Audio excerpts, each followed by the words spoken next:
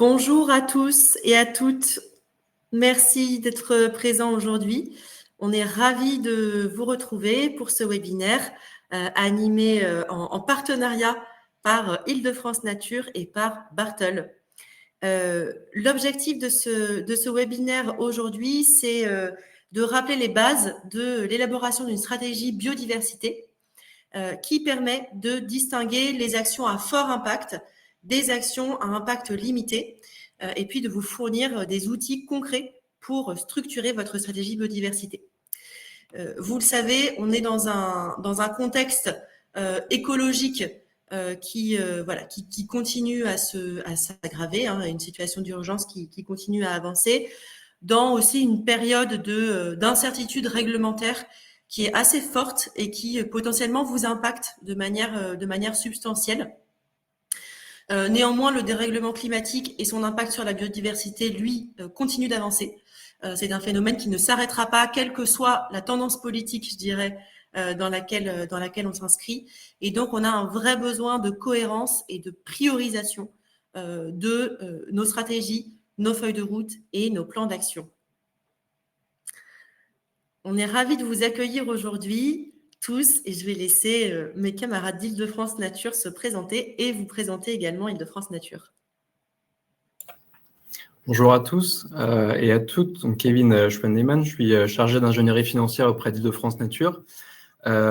Pour ceux qui connaissent, donc Île-de-France Nature est le nom d'usage de l'Agence des espaces verts de la région Île-de-France, qui avec plus de 50 ans d'expérience, enfin presque 50 ans d'expérience, notre anniversaire sera l'année prochaine, protège le patrimoine naturel régional, valorise et agit pour la renaturation en zone urbaine. Notre rôle est de déployer en fait la stratégie environnementale de la région Île-de-France au travers de 4 missions, d'accompagner les collectivités avec un appui technique et financier dans les projets de création et d'extension, de requalification d'espaces verts, de protéger, d'aménager et d'ouvrir au public les espaces naturels, agricoles et forestiers de la région, de créer aussi des continuités écologiques, donc de relier les différents centres urbains avec ces espaces naturels de la région et de soutenir aussi l'agriculture francilienne. Le but affiché pour l'agence, c'est de préserver et de favoriser la biodiversité, d'adapter la région au changement climatique et d'améliorer la qualité de vie des franciliens. Pour ce faire, en fait, nous avons des outils particuliers qui nous permettent d'avoir une veille foncière et des actions ciblées pour garantir la vocation naturelle, agricole ou forestière de plus de 45 000 hectares en Île-de-France. Il faut savoir que la région Île-de-France est à 50% composée d'espaces agricoles et 25% de forestiers. Donc, c'est une région qui est très avec de grands espaces naturels, un peu plus que l'imaginaire en fait de la région très urbanisée, la région capitale. Et donc, notre rôle est de gérer et d'animer plus de 15 000 hectares de propriétés régionales avec environ 11 000 hectares de forêt, 2 500 hectares de terres agricoles et plus de 550 km de continuité écologique et piétonne à travers la région, avec aussi 5 réserves naturelles régionales, dont 3 sites Natura 2000. Je laisse mes collègues qui vont intervenir pendant ce webinaire se présenter.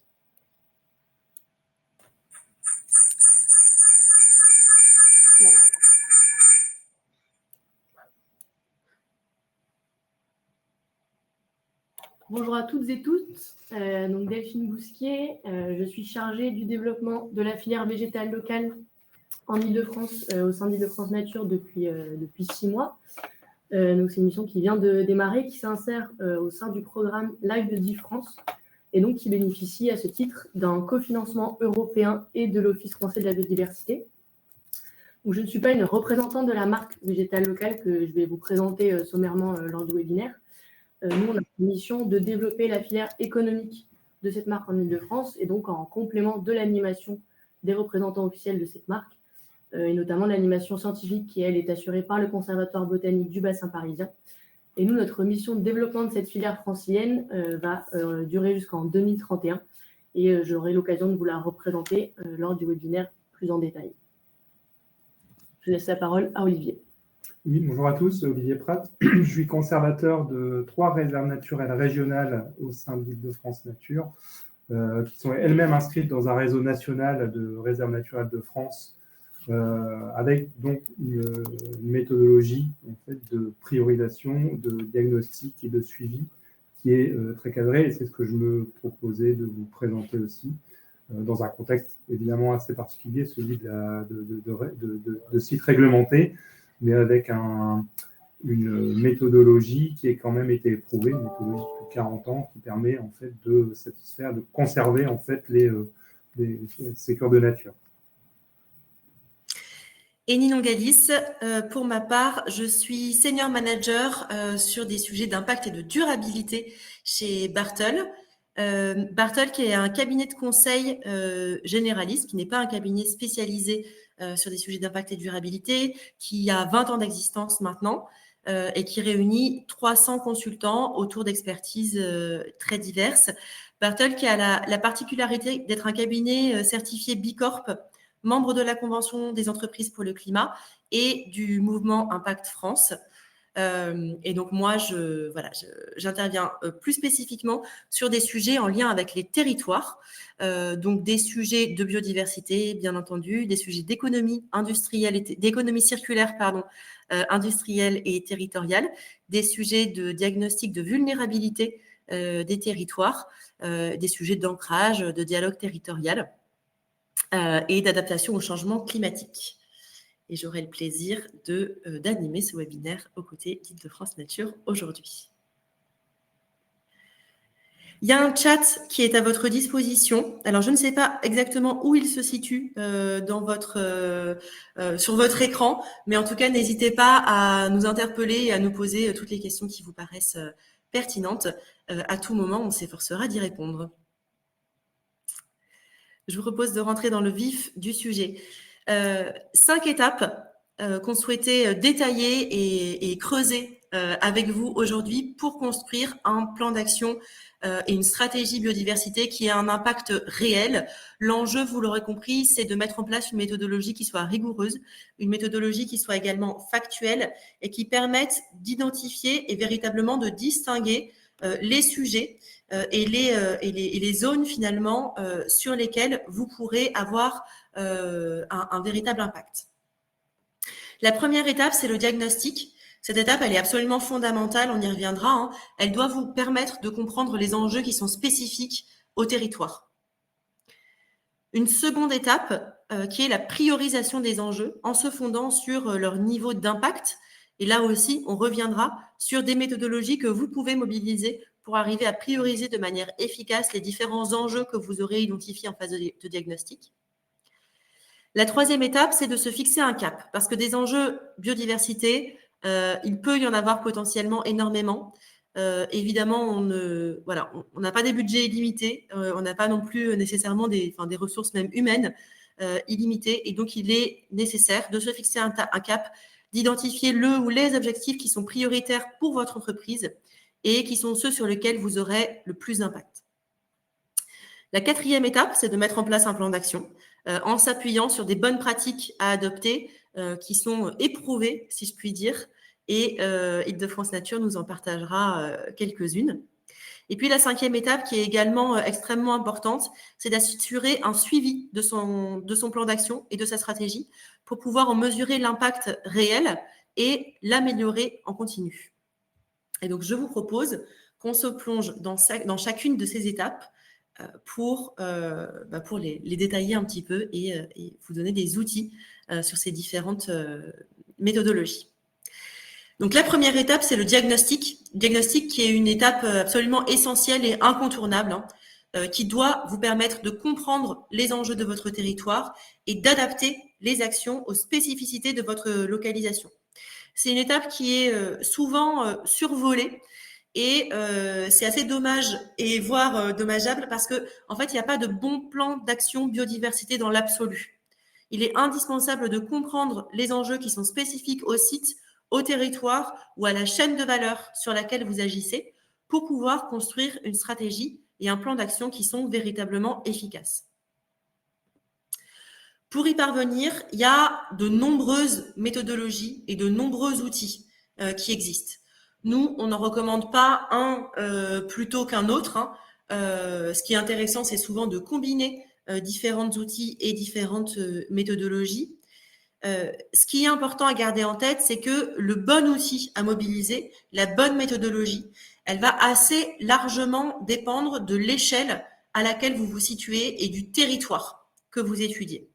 Selon que vous vous situez à une échelle vraiment très locale, un site par exemple, à une échelle régionale ou à l'inverse, à une échelle globale, voire mondiale, quand vous vous intéressez à l'intégralité de votre chaîne de valeur, les outils à mobiliser ne seront pas nécessairement les mêmes. Voilà, et il peut y avoir des zones de pertinence assez variables. Ces outils, ils vont aussi trouver leur pertinence selon le milieu qui compose le territoire, les milieux plus exactement, qui composent le territoire que vous étudiez. Donc, selon qu'on se situe sur des milieux voilà, plutôt forestiers, montagnards, urbains, maritimes, etc., etc. Ou le milieu dans lequel le site s'inscrit. Donc là encore, voilà, c'est quelque chose qui est vraiment à creuser au cas par cas. Il peut y avoir différentes zones de pertinence. Cette phase de diagnostic, elle va vous permettre de connaître votre point de départ, c'est-à-dire comprendre aujourd'hui quel est l'état de la biodiversité sur votre territoire, sur votre site ou sur votre chaîne de valeur, quels sont les enjeux clés en matière de biodiversité, quelles sont les pressions qui sont exercées sur les écosystèmes. Et ça, vous allez pouvoir le mesurer grâce à des outils voilà, plus ou moins techniques. Il y a des outils très simples. L'observation citoyenne, aujourd'hui, qui est un outil assez largement utilisé, et Olivier reviendra sur ce sujet dans un instant, jusqu'à l'utilisation d'imagerie satellite qui, là, permet d'avoir un regard beaucoup plus vaste et beaucoup plus global sur les terrains que vous analysez. Et je vais passer la parole à Olivier, qui va vous présenter les méthodologies qui sont utilisées pour les réserves naturelles de France. Alors, est-ce que vous m'entendez? J'espère que oui. Là, moi, je voulais vous présenter le cas un peu plus particulier. On va zoomer, en fait. On parle de stratégie. Donc, on est à une certaine échelle. On zoome un peu sur les sites, et des sites particuliers qui sont les réserves naturelles, les sites réglementés, avec une méthodologie, comme je vous disais, qui est assez cadrée, voire même très cadrée, et qui déroule, en fait, un plan d'action. Ce que disait Ninon tout à l'heure, donc c'est effectivement une méthodologie en mode projet classique, état des lieux, enjeux, stratégie, plan d'action et résultats, et évaluation de ces résultats. Dans le diagnostic, comment on fait en réserve naturelle? En réserve naturelle, on va... donc les réserves naturelles, ça peut être des sites de quelques hectares à plusieurs centaines, voire milliers d'hectares. Donc effectivement, les échelles, la notion d'échelle est très importante. On va balayer, en fait, pour réaliser un bon diagnostic de prise en compte des enjeux, on va balayer non seulement les aspects de géo et de biodiversité, mais également l'ensemble du contexte général, l'environnement physique et le contexte humain, et aussi les paysages. Donc, on a un diagnostic complet, en fait, de l'espace naturel. C'est important de recadrer toujours de plus en plus le réseau des réserves naturelles de France. Et à Île-de-France Nature, c'est aussi notre cœur de métier, c'est de prendre en compte la faune, la flore, de prendre en compte la faune et la flore dans leur cadre socio-économique. Donc, pour ça, on va commencer par une partie importante qui est la géodiversité. Je ne sais pas si on voit le pointeur. Non, pas forcément. Non. C'est pas grave. Donc, je vais parler. En bas à gauche, le contexte géologique est très important. Et la petite image en bas à droite montre une carte de Cassini, en fait, et d'anciennes photos. Le point de vue historique, en fait, pour situer son site et les usages précédents est fondamental, notamment dans le cas, effectivement, de cette image-là que vous voyez du marais de Stors, dont on reparlera après. Donc ça, ce sont des aspects de bibliographie. La bibliographie, elle est fondamentale pour démarrer, en fait, un diagnostic, des documents existants, des ouvrages, mais aussi des données. Et là, je voudrais insister aussi sur les gisements de données qui sont importants. Alors, c'est des gisements de données existants, qui sont des bases de données, et notamment le SINP, Système d'information nature et paysage. dont la vocation, donc c'est un système d'information piloté par le ministère de l'Environnement, avec de nombreux partenaires, et qui a vocation à agréger en fait l'ensemble des données naturalistes du site.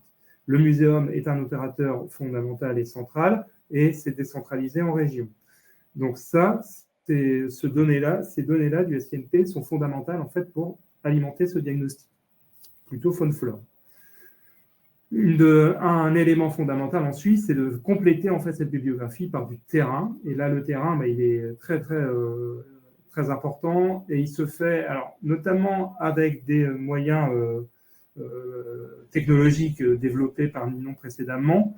On en a de plus en plus recours. Les drones sont un moyen de cartographier de plus en plus intéressant et facile à mettre en place.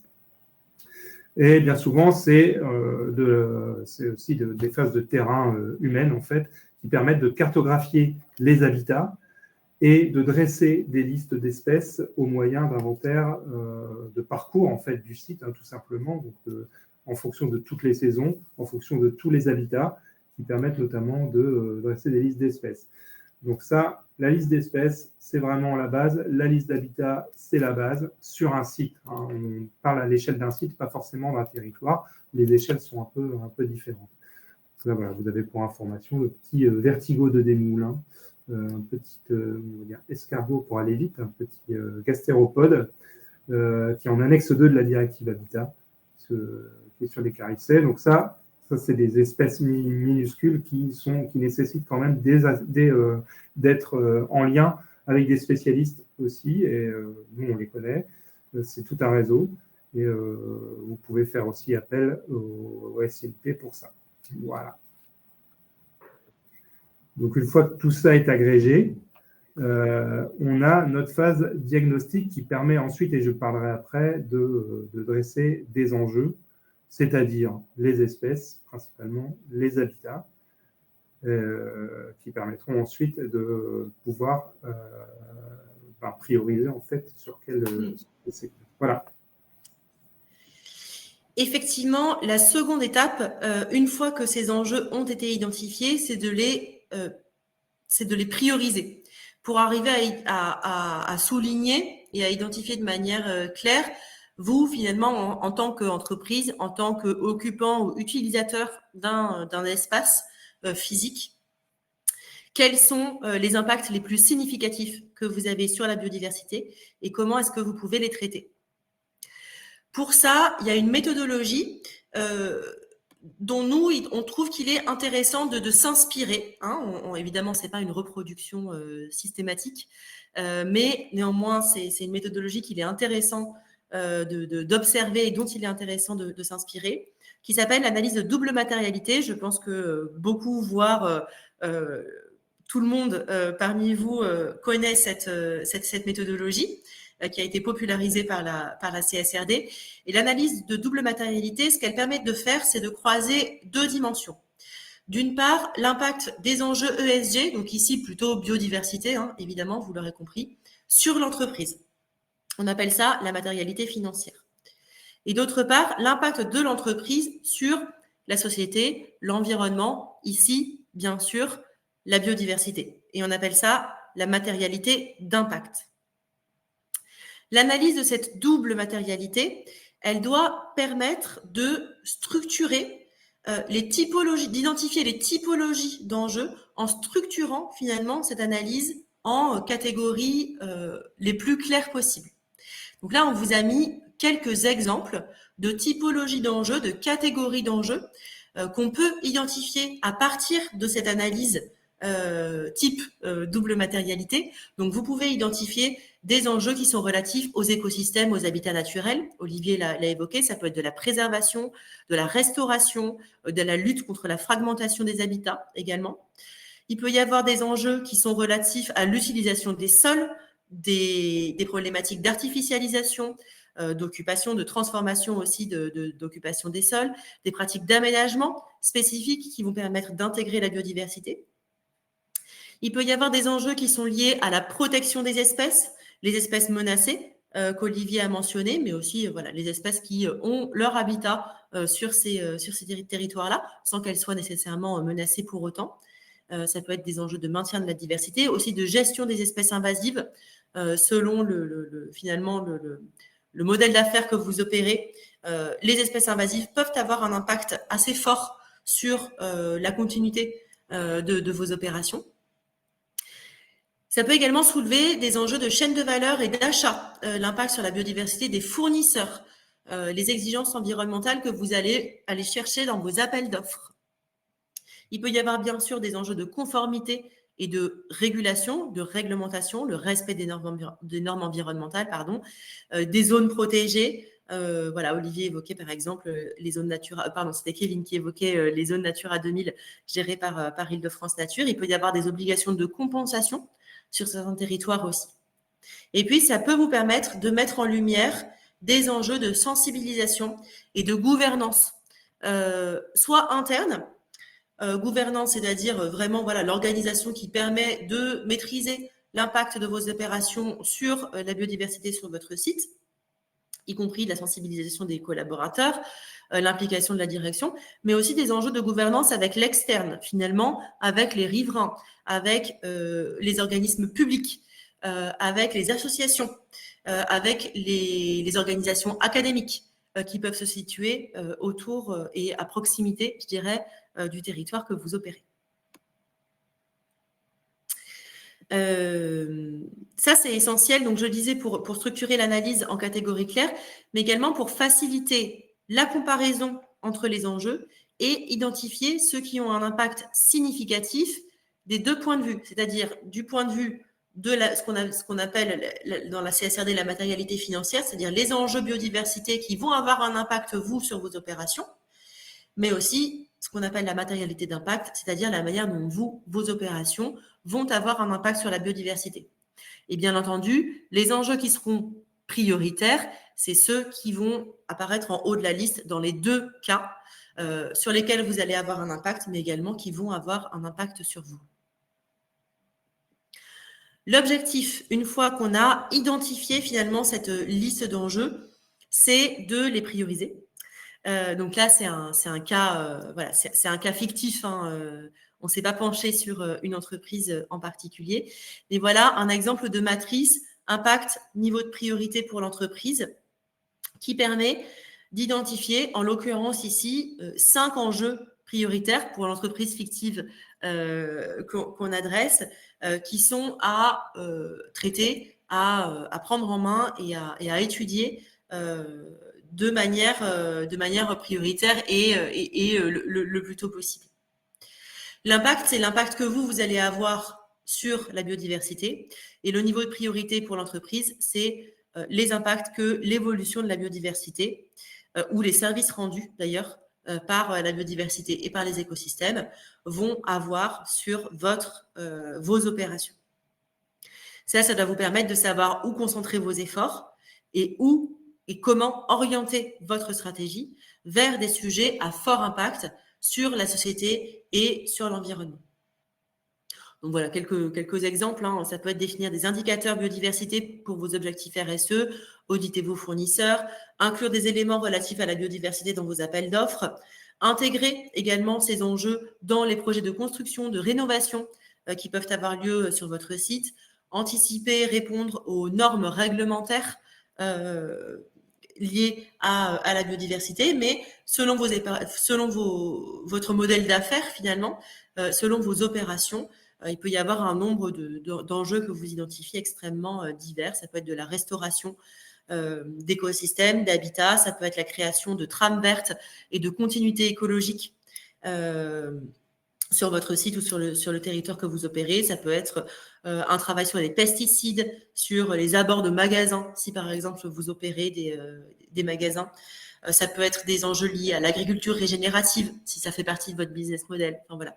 Il peut y avoir énormément d'enjeux. Et ces enjeux, ils sont nécessairement spécifiques à vos opérations et à votre site, on l'a dit. Et donc là encore, il n'y a pas de bon plan d'action biodiversité dans l'absolu. Il faut vraiment se pencher sur vos caractéristiques précises, les caractéristiques précises du site que vous étudiez, du territoire que vous étudiez, sur lequel vous opérez, ou de la chaîne de valeur sur laquelle vous vous positionnez.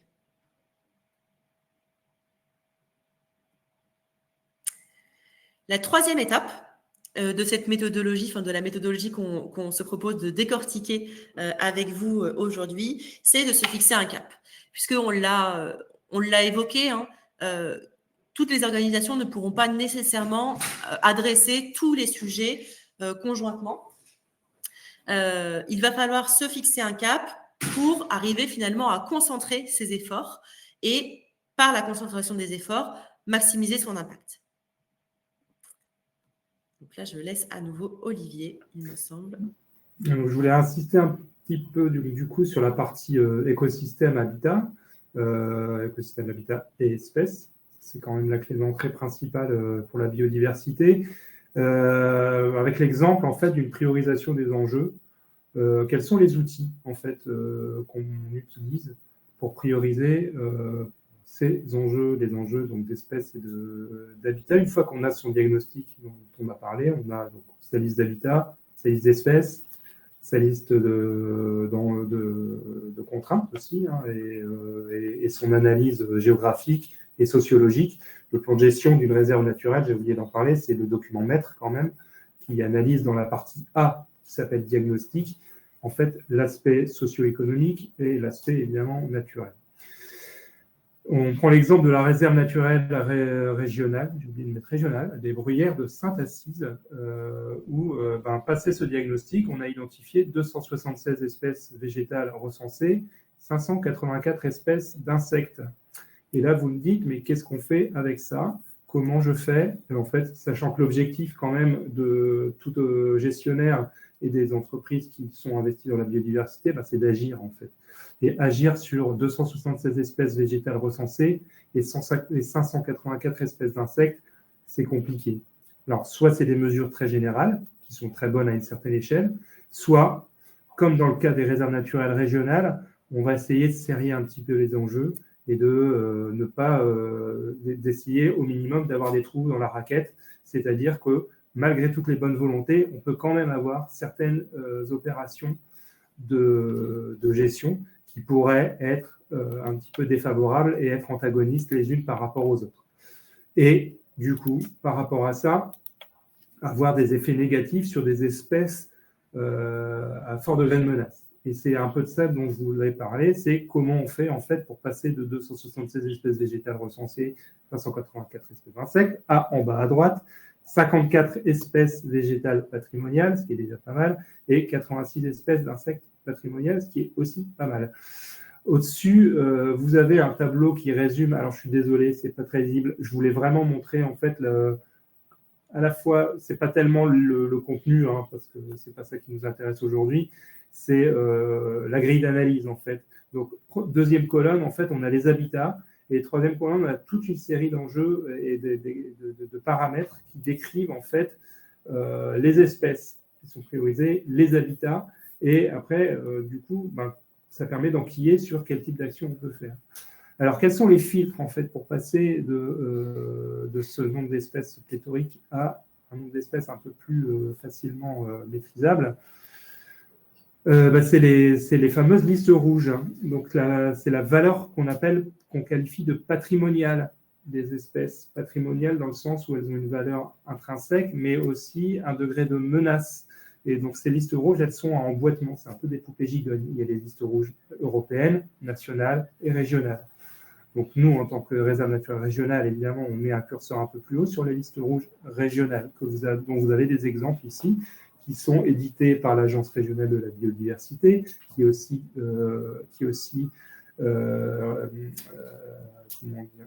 encadre en fait et qui gère la base de données SINP régionale. Donc tout ça est un tout, et ça nous permet en fait de filtrer les espèces qui sont en degré de menace, celles qui sont surlignées, rouge, orange et jaune. Les autres, ça ne veut pas dire qu'on ne s'en occupe pas, mais choisir, c'est renoncer, comme dirait l'autre, mais on ne renonce pas totalement, avec des budgets qui sont parfois constants. on est obligé de prioriser. Donc, on priorise sur les espèces les plus menacées. Les autres types d'enjeux, quand on va un peu plus loin dans l'analyse, on a la sensibilité du patrimoine, le rôle fonctionnel du site et la représentativité du site. Alors ça, dans le cadre d'un diagnostic un peu rapide, ça, c'est des choses... Enfin, je veux dire, ça, c'est des outils qui sont très réservés. Un autre enjeu, en fait, qui est de plus en plus prégnant, c'est l'adaptation au changement climatique. Et on se base, en fait, sur une méthodologie qui s'appelle NatureAdapt, qui a bénéficié de fonds européens et qui a été pilotée par Réserve naturelle de France et qui permet de dresser un diagnostic et des enjeux spécifiques au changement climatique. Ça permet de dire quelles espèces sur lesquelles on va pouvoir avoir la main, quelles espèces sur lesquelles on n'aura de toute façon pas la main. Et ça aussi, malheureusement, ça permet de prioriser. Je ne veux pas être fataliste. Je vais parler rapidement des autres espèces qu'on ne cible pas. On ne les abandonne pas pour autant. Elles font partie de mesures qui sont, on va dire, biodiversité friendly plus générales, sachant que donc, du coup, les actions qu'on va mener sont vraiment orientées vers des espèces menacées et à fort enjeu de conservation. Voilà, c'était un peu l'objectif. Donc, les outils principaux, SINP, liste rouge, démarche d'adaptation au changement climatique, c'est un peu nos objectifs, enfin nos outils principaux de filtre en fait de ces espèces. Sachant qu'on définit également, pour rebondir, sur l'aspect socio-économique, il est très important, on définit maintenant dans la nouvelle méthodologie des facteurs clés de réussite, dont l'ancrage territorial, le dialogue territorial, sont des outils importants. On ne protège bien que ce qu'on connaît, on ne protège bien que si la population locale, entre guillemets, de ces sites est investie dans sa conservation. Il faut que, si le gestionnaire s'en va, par un quelconque hasard du sort, la gestion et la prise en compte de la conservation restent parmi la population locale. Et ça, c'est un des piliers, en fait, aussi de la gestion et des actions qui sont menées par le gestionnaire. On n'est pas que dans le broyage et la fauche avec exportation, on est aussi dans le dialogue, la concertation, de manière à garantir et à maintenir, en fait, ces enjeux bien vivants dans le territoire. Ah oui, oui. Donc, j'enquille directement sur les actions et sur l'évaluation. Donc, une fois qu'on a ça y est, ces enjeux, qu'on a filtré nos espèces, on va mettre en œuvre toute une série d'actions pour les protéger, qui vont, alors ça se veut logique. Vous avez 3 séries de diaporamas, une première ligne, une deuxième ligne, une troisième ligne. La première ligne, c'est ce qu'on appelle de la restauration. Donc ça, ce sont des gros travaux de génie écologique qu'on mène. Vous avez ici donc toujours l'exemple du marais, on revient sur le marais de Stors de tout à l'heure, où on restaure en fait ce qu'on appelle une végétation de bas marais alcalin, où on part d'une forêt et on arrive à un marais. Alors, nous dire les forêts sont aussi importantes, oui, mais on fait attention d'avoir des actions réversibles. La forêt n'est pas condamnée, on maintient ses conditions stationnelles, sauf que le bas marais est un milieu qui est le plus menacé que l'on effréné. Donc, du coup, on va prioriser en fait le maintien de la restauration de ce bas marais. On utilise donc des moyens de génie écologique assez importants, tout en essayant de maintenir en fait l'intégrité et l'hydrologie. Donc tout ça est budgété. On fait aussi appel à des partenaires financiers, l'Agence de l'eau, la région sont des partenaires importants de ce genre de travaux. Pour info, ce genre de travaux s'est mené de 2012 à 2018 et c'est un budget global de 700 000 €. Vient ensuite la phase de gestion. Une fois qu'on a restauré, il faut maintenir en fait cette activité. Donc, c'est vraiment 2 phases différentes. La gestion, c'est maintenir un état existant. Dans le premier exemple, dans la restauration, on réinvestit du capital naturel, on va dire, et là, on le fait fructifier. Donc, on a des phases d'entretien réguliers. La troisième opération, et c'est une des opérations fondamentales, c'est le suivi, bien sûr. Et là, vous avez comme exemple un suivi des odonates, des libellules. Vous avez l'agrillon de mercure en face de vous et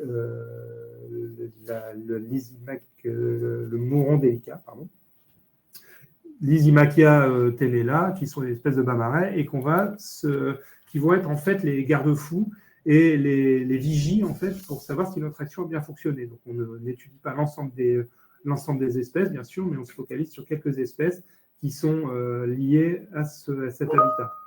Odonates pour la faune et flore, donc pour Analaganis tenella pour la flore.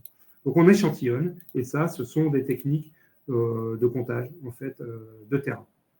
Tout ça s'inscrit dans un planning global. On définit donc des objectifs à long terme, des objectifs de plan de gestion, qui est planifié sur 12 ans en fonction des enjeux et avec donc, du coup à chaque fois des TU, des TE et des SE, donc des travaux uniques, des travaux d'entretien et des suivis.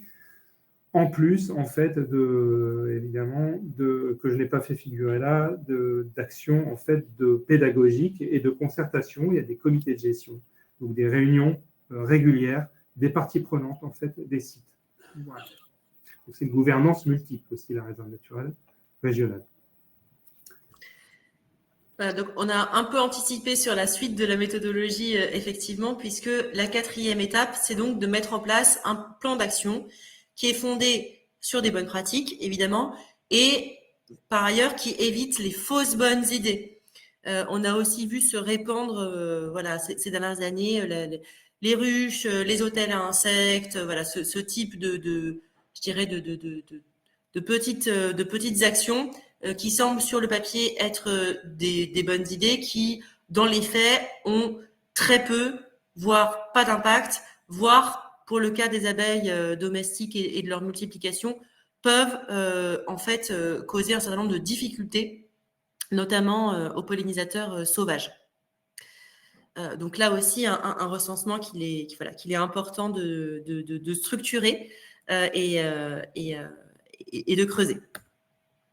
Quelques illustrations qu'on souhaitait mettre en avant aujourd'hui d'actions qui nous semblent particulièrement intéressantes.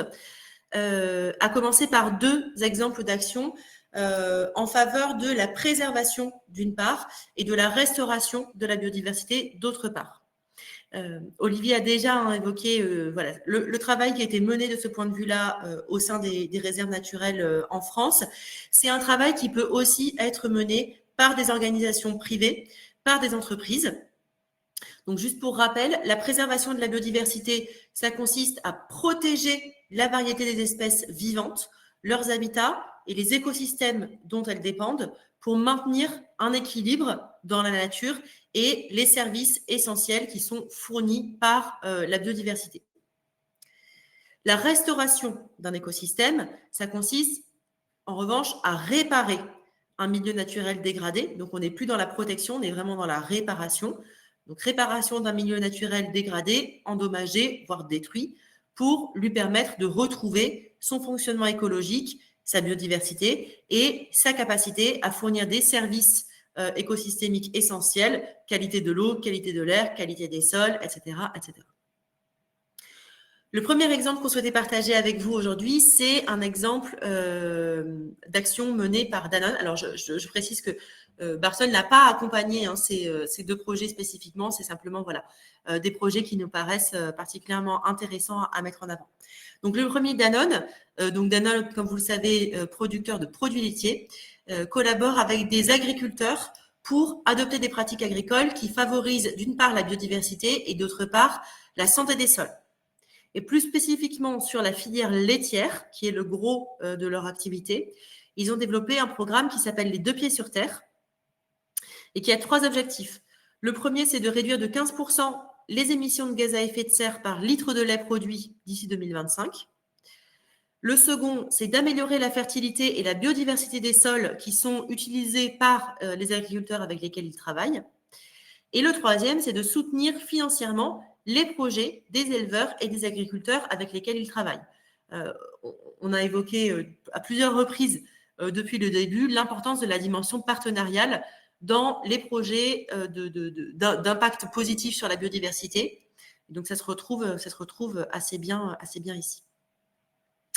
Donc, concrètement, ce qu'ils ont fait, c'est qu'ils ont réfléchi avec les agriculteurs à des solutions très locales qui pourraient être mises en place pour permettre de régénérer les sols, améliorer leur fertilité, améliorer la biodiversité, mais aussi, finalement, questionner toute la chaîne opérationnelle de production et de collecte et de transport du lait pour arriver à, finalement, faire baisser son impact carbone et son impact sur le climat.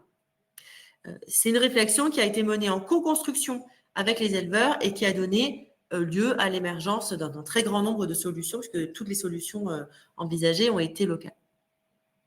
Et cette démarche de co-construction, d'intelligence collective et de travail partenarial avec les agriculteurs, elle a très bien fonctionné, puisque ça a permis de réduire de 9% les émissions de CO2, d'équivalent CO2 par litre de lait entre 2016 et 2021, donc on attend les derniers résultats. Il y a plus de 1400 producteurs laitiers qui ont participé et qui ont contribué à ce projet-là et à identifier des solutions concrètes. Et ils ont réussi à lever en cofinancement, donc ça a été du financement européen, national, régional et du financement aussi privé fourni par Danone, près de 14 millions d'euros de cofinancement. Donc voilà, un impact sur la manière dont les agriculteurs exercent leur métier, sur la qualité de la biodiversité, sur la qualité et la santé des sols, assez important. Le second exemple qu'on souhaitait partager aujourd'hui, c'est celui de Louis Vuitton, avec le programme People for Wildlife, alors qui est moins directement en lien avec leur activité à proprement parler, mais qui nous semblait néanmoins intéressant pour l'ampleur finalement du projet. Donc, Louis Vuitton s'est associé à une organisation australienne qui s'appelle People for Wildlife dans le cadre d'un partenariat de 5 ans qui vise à restaurer la biodiversité sur 400 000 hectares dans une zone de l'Australie qui s'appelle la péninsule du Cap York dans le Queensland. Vous le savez, peut-être, l'Australie a la particularité d'être un pays dans lequel les peuples, ce qu'on appelle les peuples premiers en français, et selon les normes de l'ONU, ont un rôle de gestion des espaces naturels et de la biodiversité qui est extrêmement actif et qui est un rôle reconnu administrativement. Donc, ils ont évidemment travaillé en partenariat avec les aborigènes, en l'occurrence, qui ont la charge, qui ont la responsabilité de ces espaces naturels-là pour arriver à trouver les solutions de restauration, puisque là, on était vraiment dans la restauration, de la biodiversité sur ces 400 000 hectares.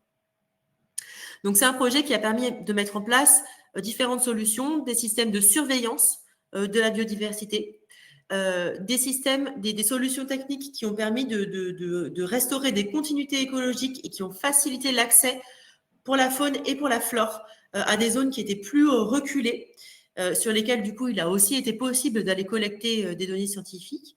Et ce qui nous a semblé intéressant, c'est que c'est aussi un projet qui a permis de découvrir de nouvelles espèces, notamment animales, mais aussi végétales, qui étaient inconnues jusqu'à présent, avec plus de 500 000 images réalisées, capturées avec des systèmes de pièges photographiques et qui sont venus aussi alimenter les bases de données australiennes, les bases de données mondiales et les travaux de recherche de différents groupes scientifiques. Voilà. Donc, il y a des populations qui vivent sur ces terres depuis plus de 60 000 ans, qui sont aujourd'hui légalement en droit australien ce qu'on appelle propriétaires traditionnels. C'est un statut très particulier et très spécifique, en tout cas, au droit australien. Et donc, ce sont ces populations-là qui ont opéré, qui ont mis en place, finalement, les solutions qui ont été identifiées dans le cadre de ce projet-là. Une autre approche sur un sujet assez différent, mais qui nous paraissait aussi important à mettre en lumière aujourd'hui. Alors, pour le coup, une société qu'on a beaucoup plus accompagnée, puisqu'on les a accompagnés notamment dans l'opérationnalisation de leur modèle d'affaires et de leur modèle opérationnel à visée régénérative. Musella, vous en avez peut-être déjà entendu parler parce que quand on parle d'économie régénérative, c'est un exemple qui est très souvent cité. C'est la première entreprise de grande taille française qui a décidé de se lancer dans un modèle économique à visée régénérative. L'approche régénérative en matière de biodiversité, plus spécifiquement, elle vise à restaurer et à renforcer des écosystèmes naturels en allant au-delà de la simple réduction des impacts pour permettre véritablement à la nature de se régénérer et de prospérer finalement durablement.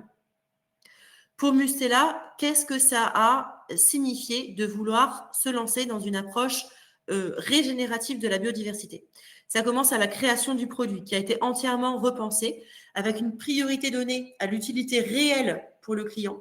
Donc, Mustela s'est recentré sur les produits qui répondent à un vrai besoin. Donc, des produits multi-usages, la suppression des éditions limitées, le développement de formats solides aussi pour éviter les flacons, la promotion de la recharge. Voilà, un vrai travail sur finalement l'élimination du superflu. Ce qui les a amenés d'ailleurs à se séparer de gammes entières de produits qui représentaient un chiffre d'affaires non négligeable pour eux, puisque vous en avez peut-être entendu parler parce que ça a été assez médiatisé. Mustela a notamment décidé d'arrêter les lingettes pour bébés, les lingettes jetables pour bébés, qui représentaient 20% de leur chiffre d'affaires. Donc il y a eu un effort en termes de business model vraiment très important. Ils se sont également recentrés sur un sourcing local. Alors ça, c'est très intéressant puisqu'ils ont défini que les ingrédients utilisés dans notamment les crèmes hydratantes qu'ils produisent devaient se situer dans un rayon de 300 à 500 km autour de l'usine.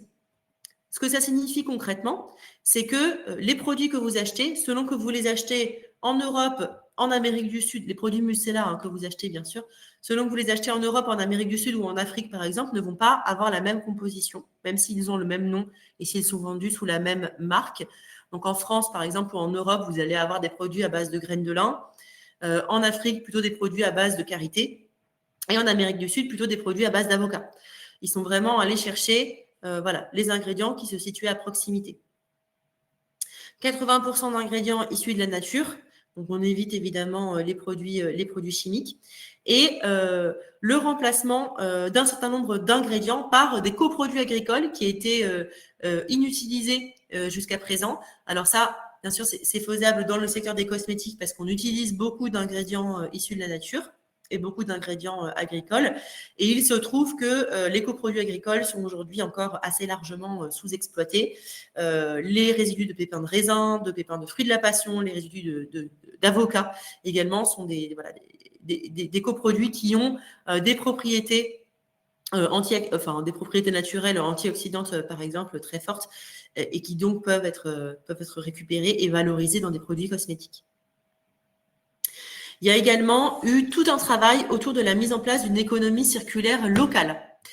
Donc avec vraiment l'étude du territoire autour, notamment du siège, par exemple, pour comprendre les enjeux d'adaptation au changement climatique, les ressources, les acteurs, le potentiel du territoire, et tout un travail avec des fermes voisines sur de la méthanisation, de lavage, de la limitation des émissions polluantes issues des usines, de la valorisation des rejets organiques qui s'est aussi menée avec les voisins et les agriculteurs locaux, notamment avec la production d'engrais naturels qui a bénéficié aux agriculteurs voisins.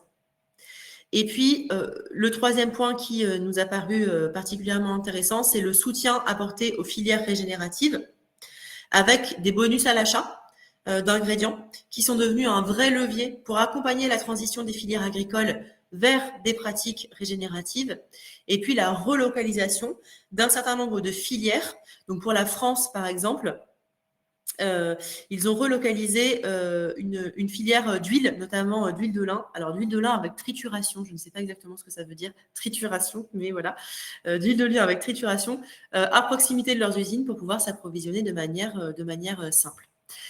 Donc là, voilà, encore un exemple dans un secteur d'activité assez différent de se présenter précédemment, mais qui vous montrent que finalement, les stratégies de biodiversité, elles sont très spécifiques à votre secteur, elles sont nécessairement très spécifiques à votre secteur d'activité et au territoire sur lesquels vous opérez et dans lesquels vous êtes implantés.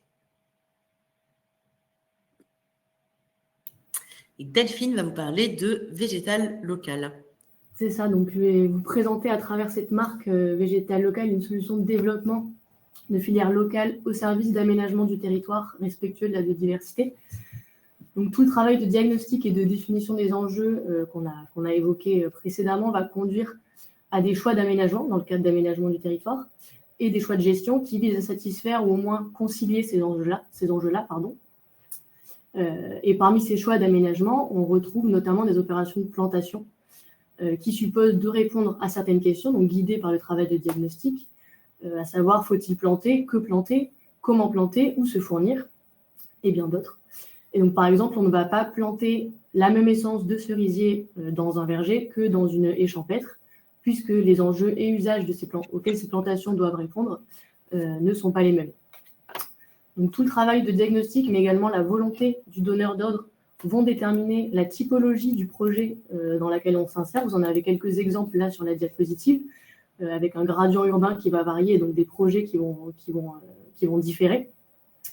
Et on l'a assez largement évoqué, face à la fragmentation des milieux naturels et à l'érosion de la biodiversité auquel on fait face, de plus en plus de projets d'aménagement paysager et du territoire vont avoir des visées de restauration, de valorisation et de préservation de cette biodiversité, même dans les centres urbains. Vous en avez ici quelques exemples. Donc sur la première image, c'est une restauration d'un milieu forestier. Sur la deuxième image, on est vraiment en plein centre-ville avec un massif de fleurs.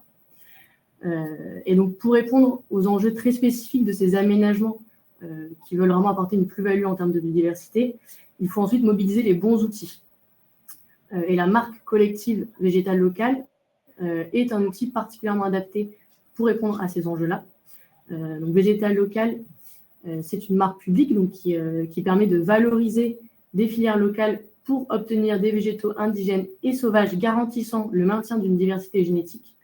Donc, c'est une marque qui est publique, qui est assimilée à un label, en vérité, dans les marchés publics, qui appartient à l'Office français de la biodiversité, qui a été créé il y a une dizaine d'années, et qui est animé sur l'ensemble du territoire par les conservateurs botaniques nationaux, par le réseau E-France et par l'association Plantécité.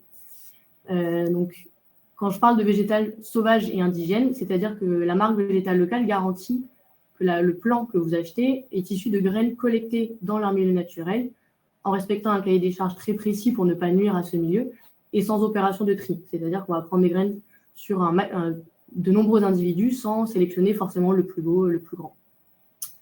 Et quand on parle de végétal local, donc c'est local au sens que la marque et les scientifiques qui ont participé à l'élaboration de cette marque a découpé la France en 11 régions selon des critères biogéographiques, vous les voyez sur votre écran. Ce sont par exemple des critères tels que le climat, mais également le sol, la géologie, l'altitude, la végétation, l'hydrographie. Donc c'est des régions qui ne vont pas être amenées à bouger avec les changements globaux, puisqu'il y a d'autres critères que seulement le climat. Et donc dans l'esprit de la marque, il s'agit d'utiliser dans les projets d'aménagement les végétaux issus de la même région biogéographique que dans laquelle on s'inscrit pour notre projet.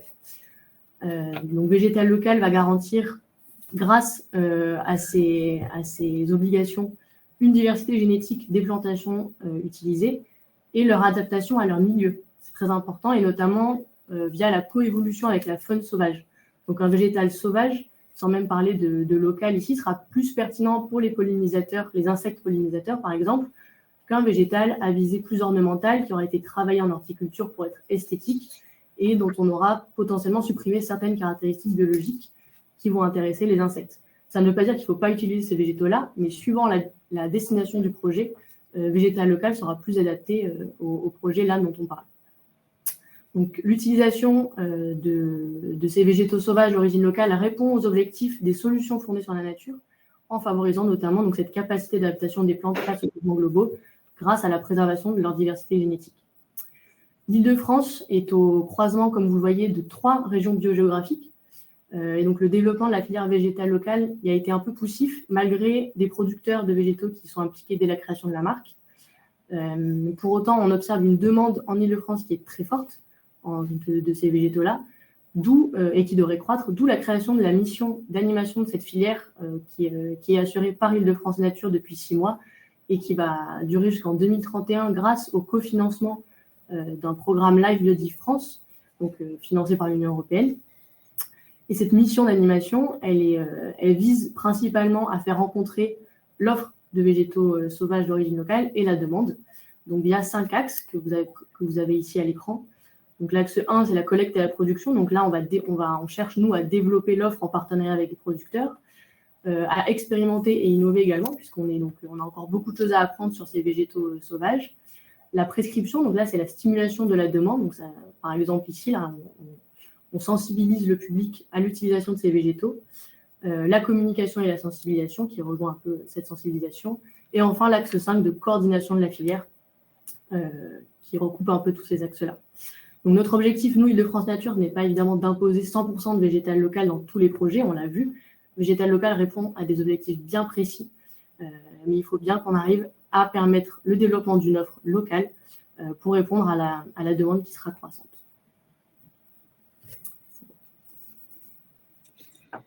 Merci Delphine. Et donc la 5e étape d'un plan d'action, c'est tout simplement son suivi. Pour ceux qui ont déjà travaillé sur des projets d'amélioration continue, ça va vous parler. Hein, on est vraiment dans la route d'Hemming à plein.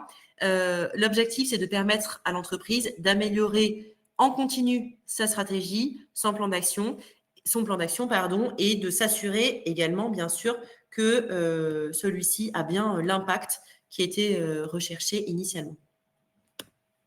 Là encore, quelques exemples de méthodologies de suivi qu'on souhaitait partager avec vous. Donc, encore une fois, je le précise, hein, on n'en recommande pas une plus qu'une autre. Voilà, les exemples qu'on donne sont des exemples qui nous semblent intéressants à connaître en termes de benchmark, mais on ne promeut absolument pas l'une ou l'autre de ces solutions, ni par rapport à celles qui vous sont présentées aujourd'hui, ni par rapport à toutes les autres solutions qui peuvent exister. Un premier focus sur les plateformes de données. Donc ici, on se parle de Wildlife. Wildlife, qui est une plateforme qui utilise l'intelligence artificielle pour analyser des images captées par des caméras et observer les espèces animales du territoire.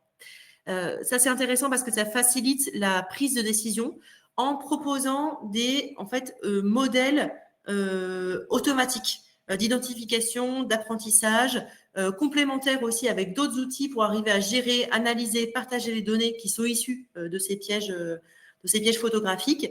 Et donc là, vraiment, une base de données qui est fondée sur l'observation visuelle, hein, si je puis dire, avec des systèmes de captation d'images analysés à l'aide de l'IA. Autre système de base de données avec une méthodologie de captation de données complètement différente, celle qui est proposée par Biodiversity. Il y a d'autres entreprises qui font la même chose, notamment Apilab également, qui est une entreprise qui utilise les abeilles comme, et là je reprends là pour le coup leur vocable, comme des drones naturels, c'est-à-dire finalement un individu qui va être capable d'aller butiner de fleur en fleur dans un rayon, dans un périmètre donné, en l'occurrence c'est 1,5 km autour de la ruche, pour collecter des données sur l'environnement. Comment ça fonctionne? En fait, il y a un dispositif de collecte d'une partie du pollen qui est ramené à la ruche, qui est installé à l'entrée de la ruche. Donc concrètement, ça vient gratter une partie du pollen qui rentre sur les pattes des abeilles. Ce pollen est collecté et ensuite il est analysé pour identifier plusieurs choses. La présence de polluants, ça peut être les pesticides, les métaux lourds, la diversité végétale de la zone et également la présence de certains végétaux qui vont être qui vont être potentiellement particulièrement recherchés dans la zone. Donc ça permet de proposer des actions qui sont extrêmement ciblées pour améliorer la qualité globale de l'environnement. Un point d'attention néanmoins sur ces dispositifs de biosurveillance et de collecte de données environnementales avec des abeilles. Donc, c'est des dispositifs qui sont principalement installés sur des ruches d'abeilles domestiques. Donc, selon la zone géographique dans laquelle vous vous situez, il faut être vigilant sur l'installation de ruches domestiques pour qu'elles n'entrent pas en concurrence avec les ruchers sauvages et les pollinisateurs sauvages. Donc, ils peuvent être installés de préférence sur des ruchers qui sont déjà existants. Un second focus qui est un focus sur l'ADN environnemental, alors plutôt par prélèvement dans le milieu naturel ici, puisque au fond ce que font Biodiversity ou Happy Lab par exemple, c'est aussi de l'ADN environnemental, mais là par prélèvement dans le milieu naturel, avec notamment l'entreprise PyGen qui détecte la présence d'espèces à partir d'échantillons d'eau, de sol ou de miel, on revient aux abeilles, et qui permet de faire un suivi précis de la qualité des écosystèmes terrestres et aquatiques. C'est une société qui est intéressante parce que déjà c'est une société française qui a été fondée il y a presque 15 ans maintenant, qui est donc spécialisée dans l'étude de la biodiversité à travers l'analyse ADN, et qui détecte la présence d'espèces à partir d'échantillons d'eau, de sol ou de fesses également, et permet d'avoir ce suivi précis. Donc voilà, quelques exemples d'outils, de technologies, de techniques qui peuvent vous permettre de mesurer l'impact réel, l'impact concret de vos plans d'action de biodiversité sur les écosystèmes dans lesquels vous vous inscrivez et sur les espèces et les habitats qui peuvent exister sur les sites ou les territoires dans lesquels vous opérez. Nous arrivons au bout de cette prise de parole, en tout cas de notre côté. Est-ce que, je vois qu'il n'y a pas de questions dans le chat, si je ne m'abuse. Est-ce que, certains parmi vous, alors je ne sais pas du tout si vous pouvez prendre la parole ou pas, mais si vous avez des questions, n'hésitez pas à les poser à minima dans le chat. On se fera un plaisir d'y répondre.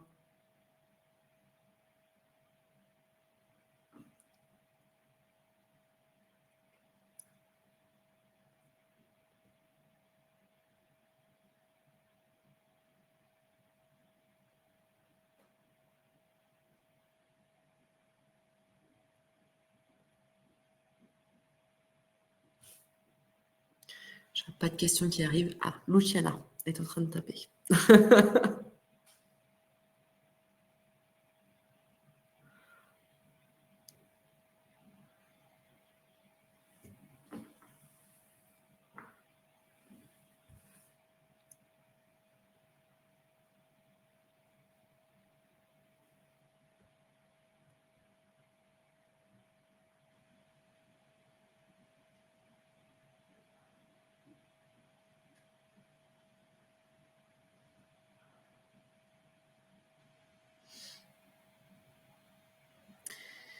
Alors, on a une première question de Caroline. Comment prendre en compte l'introduction d'espèces résistantes au changement climatique versus les essences historiques? Je pense que Delphine, cette question t'est plutôt adressée. Est-ce que le programme mené par Elevée est lié à son business model? J'y répondrai juste après. Question de Luciana. Peut-être Delphine, je te laisse la parole sur la question de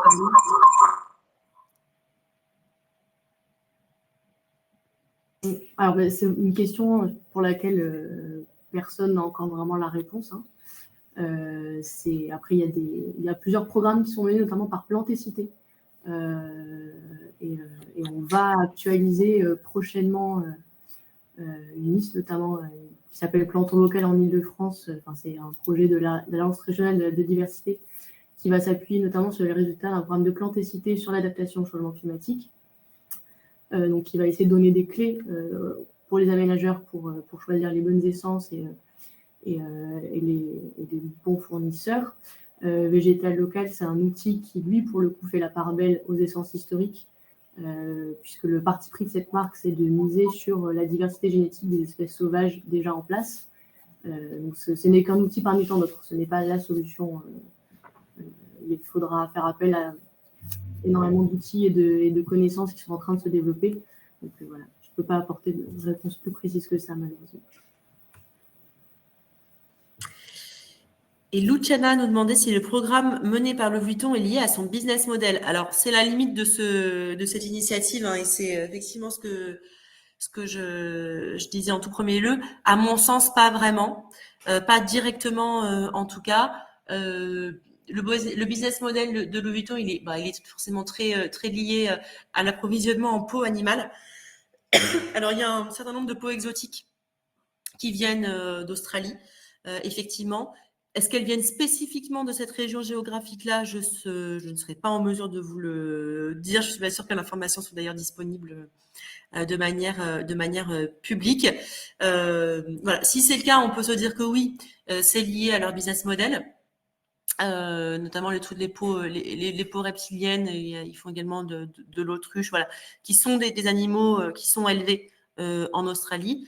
Voilà, si les espèces viennent effectivement de cette zone géographique précise, je dirais, on peut se dire que oui.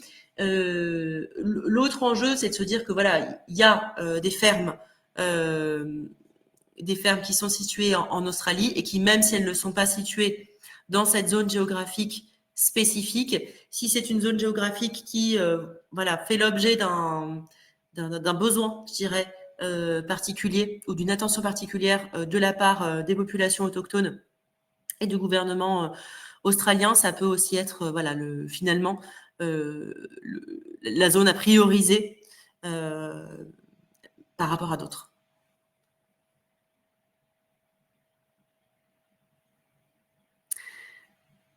Je ne vois pas d'autres questions. Ah si, Luciana. Avec plaisir.